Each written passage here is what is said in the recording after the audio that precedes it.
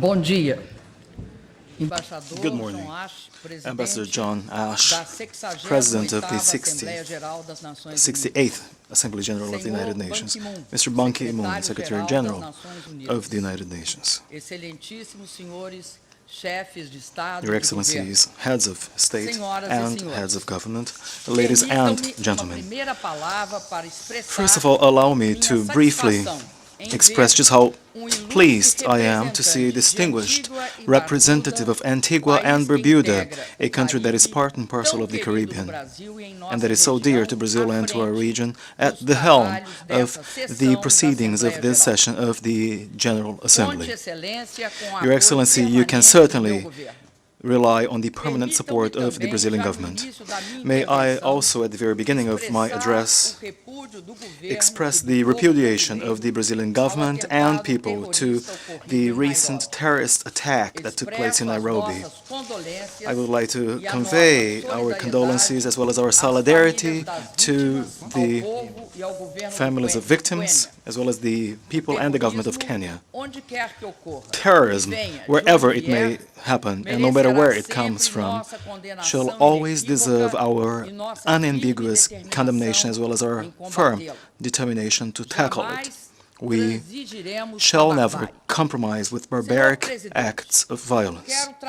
Mr. President, I wish to bring to the attention of attending delegations an issue which I view as being utterly important and serious. Recently disclosed information on the activities carried out by a global network of electronic spying has brought about anger and repudiation in vast sectors of public opinion worldwide. In Brazil, the situation was even more serious, since we, Brazil, feature as a target of such an intrusion. Citizens' personal data and information have been indiscriminately targeted and intercepted. Business information, oftentimes of high economic and even strategic value, have been the target of spying activity. Also, communications by Brazilian diplomatic representation offices, including the permanent mission of Brazil with the United Nations and even the very presidency of Republic of Brazil, were subject to interception of communications. Meddling in such a manner in the life and affairs of other countries is a breach of international law, and as such it is an affrontment to the principles that should otherwise govern relations among countries, especially among friendly nations. A country's sovereignty can never affirm itself to the detriment of another country's sovereignty.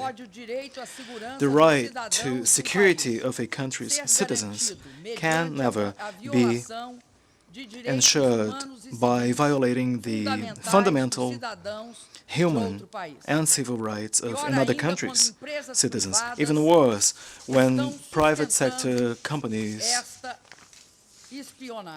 uphold this type of spying activity. The argument that illegal interception of information and data is allegedly intended to protect nations against terrorism is untenable. Mr. President, Brazil knows how to protect itself. Brazil, Mr. President, repudiates. Brazil tackles and does not provide shelter to terrorist groups. We are a democratic country, surrounded by democratic, peaceful countries that respect international law. We have been living in peace with our neighbors for more than 140 years. Like so many other Latin Americans, I myself fought on a first-hand basis against arbitrary behavior and censorship, and I could therefore not possibly fail to uncompromisingly defend individuals' rights to privacy and my country's sovereignty. Without the right to privacy, there is no real freedom of speech or freedom of opinion, and therefore there is no actual democracy. Without respect to sovereignty, there is no base for proper relations among nations. What we have before us, Mr. President, is a serious case of violation of human rights and civil liberties, a case of invasion and capture of confidential secret information pertaining to business activities, and above all, a case of disrespect to national sovereignty, the national sovereignty of my country. We have let the U.S. government know about our protest by demanding explanations, apologies, and guarantees that such acts or procedures will never be repeated again.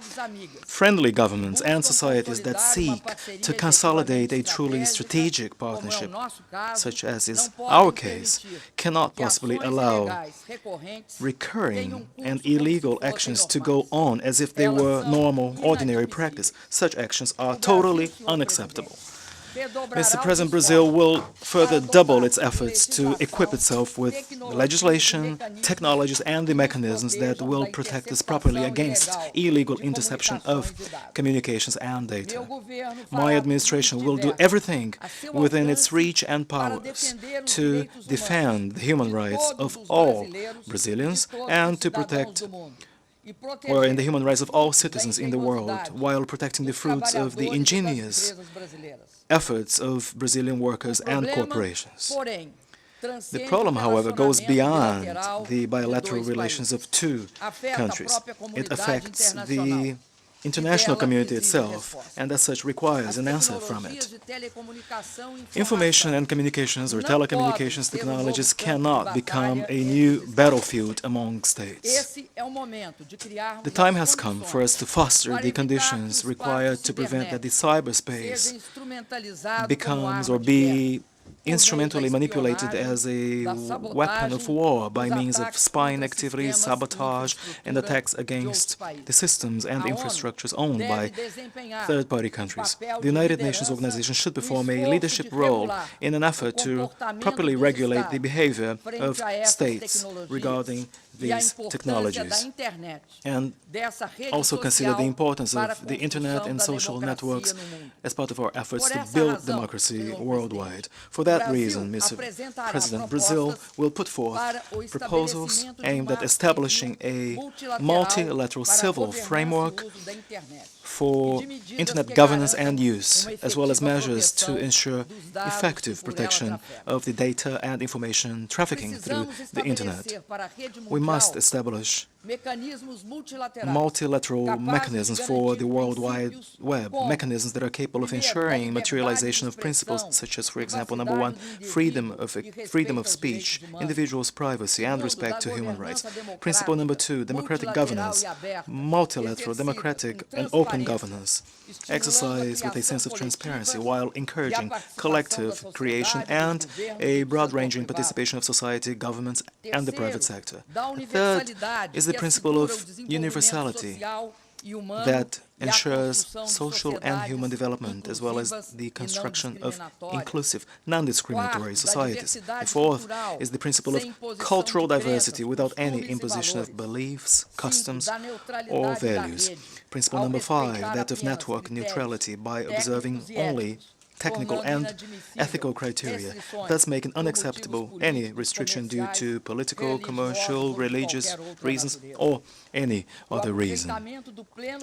Full utilization of the Internet's potential, therefore, involves responsible regulation that will, at the same time, guarantee freedom of speech, security, and respect to human rights. Mr. President, ladies and gentlemen, the choice of the post-2015 development agenda as the theme of this session of the General Assembly could not be more timely. The fight against poverty, hunger, and inequality constitutes the biggest challenge of our times. For that reason, in Brazil, we have put in place an economic model coupled with social inclusion, one that is ultimately anchored on the creation of jobs and strengthening of family farming, expansion of credit availability, appreciation in the value of workers' wages, and the construction of a broad-ranging social protection network, particularly by means of our family stipend program. In addition to the above-mentioned accomplishments and gains, we have uplifted from extreme poverty 22 million Brazilians through the Brazil Free of Extreme Poverty plan within no more than 2 years. We have drastically reduced child mortality in Brazil. A recent UNICEF report highlights Brazil as a country that has fostered one of the major drops in the child mortality indicator in the whole world. Children are a top priority for Brazil. This is translated in our commitment to education. We are the one country in the world that has most increased public investments in the educational sector, according to the latest OECD report. By means of law, we have now earmarked 75% of all oil revenues to education and 25% to the health sector. Mr. President, in the debate on the post-2015 development agenda, we should focus on the results attained at the Rio+20 conference as key drivers. The major step we took in Rio de Janeiro consisted in placing poverty at the very center of the sustainable development agenda. Poverty, Mr. President, is not a problem that is peculiar only to developing countries, and environmental protection is not a goal to be pursued only when poverty has been overcome. The meaning and the purpose of the post-2015 agenda are about building a world in which it is possible to grow, to include, to conserve, and to protect. Mr. President, by promoting social mobility and by overcoming extreme poverty, as we have been doing, we have established a huge contingent of citizens who now enjoy better standards of living and have greater access to information and a keener awareness of their rights. Citizens who are now endowed with new hopes, new wishes, and new demands. The June demonstrations in Brazil are an inseparable part of our process of building democracy and social change. My administration did not crack down on those street demonstrations. Much on the contrary, we listened to and understood the voices coming from the streets. We listened to and understood their voices because we ourselves came from the streets. We were educated day to day and became who we are as part of the great struggles of Brazil. The streets are our ground, our base. The demonstrators did not ask for a return to the past.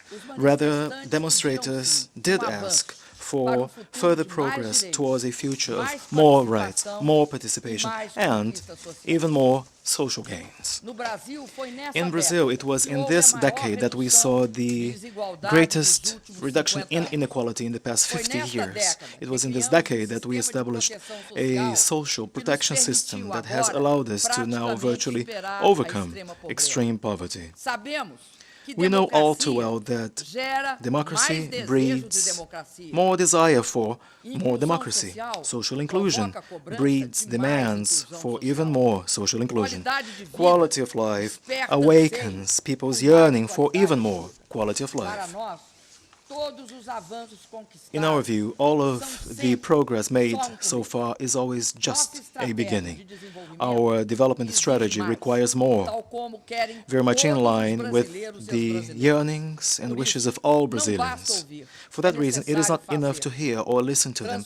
It is necessary to do more, to change this extraordinary energy into achievements to the benefit of all.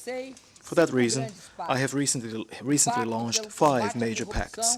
The Pact Against Corruption and for Political Reform, the Pact for Urban Mobility, aimed at improving public transportation and at fostering an urban reform, a Pact for Education, our great passport to the future, with support from the oil resources revenues and the Oil Social Fund, the Pact for Health, which provides for doctors to assist and save the lives of Brazilians who live in the most remote and poorest corners of the country, the Pact for fiscal responsibility in order to ensure feasibility of this new stage in our history.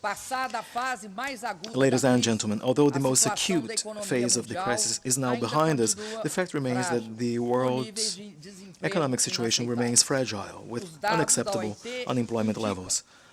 ILO statistics point out that there are more than 200 million unemployed people worldwide. The phenomenon affects the population of both developed and developing countries. This is the right time for us to strengthen the trends for growth in the world's economy, trends that are pointing towards signs of recovery. Emerging countries alone cannot ensure resumption of global growth. More than ever before, it is necessary to engage in concerted action in order to reduce unemployment and re-establish momentum in international trade. We are all on the same boat. My country is restoring growth despite the impact of the international crisis in the past few years.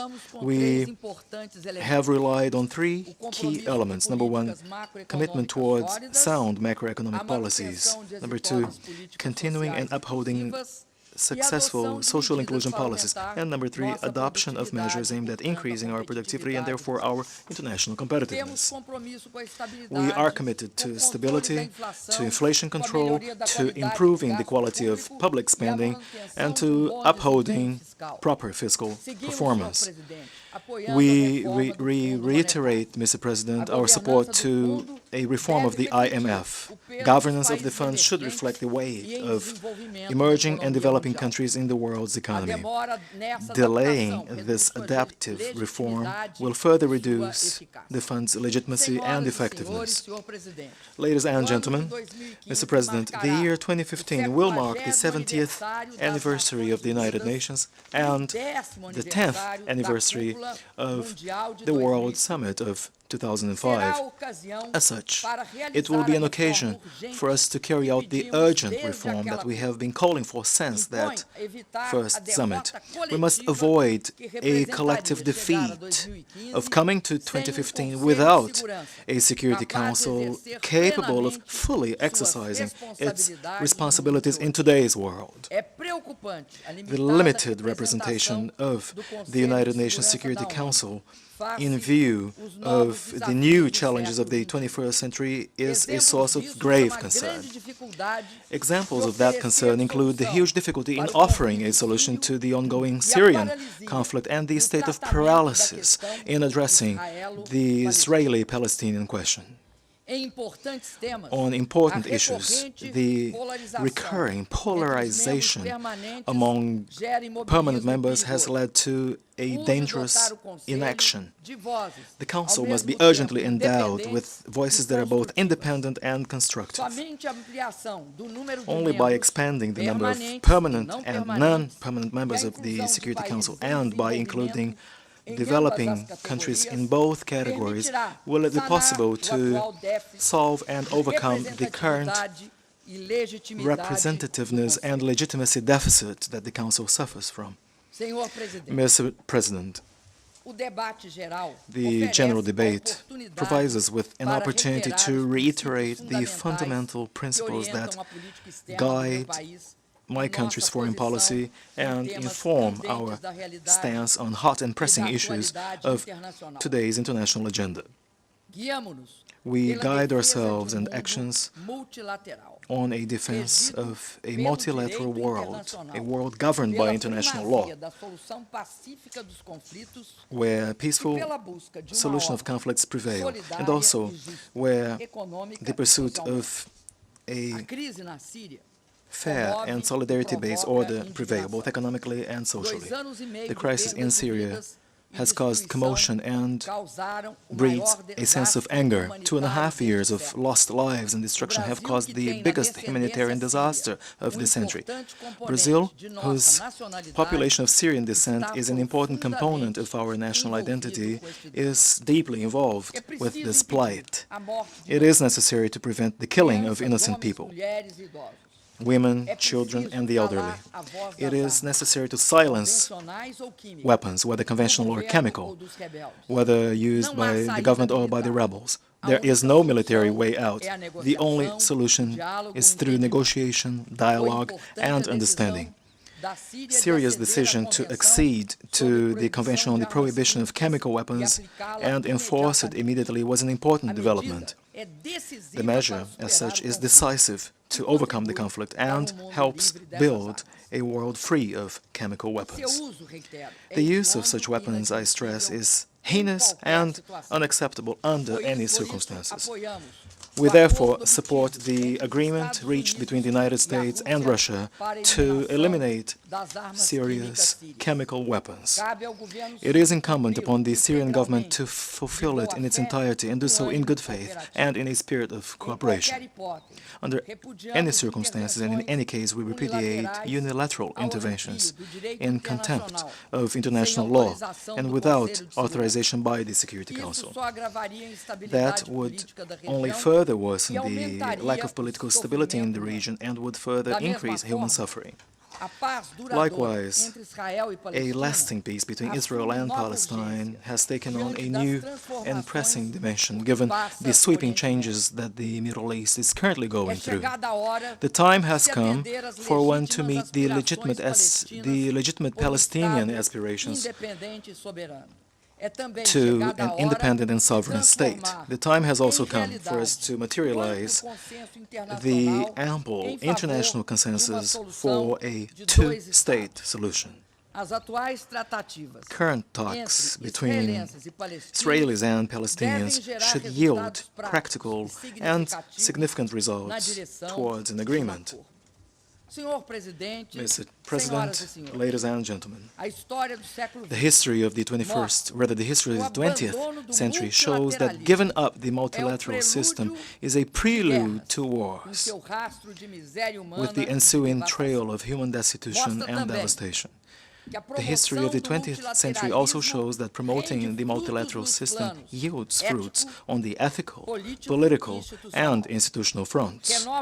May I thus renew an appeal for an ample and vigorous convergence of political will that will uphold and reinvigorate the multilateral system, of which the United Nations is the main pillar.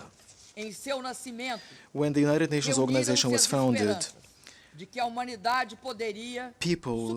peoples of the world rallied around the hope that humankind would be able to overcome the wounds of World War II, the hope that, yes, it would be possible to rebuild from debris of destruction and massacre a new world of liberty, solidarity, and prosperity. We all have the responsibility not to let die such a generous hope. Such a generous and fruitful hope. Thank you very much, ladies and gentlemen.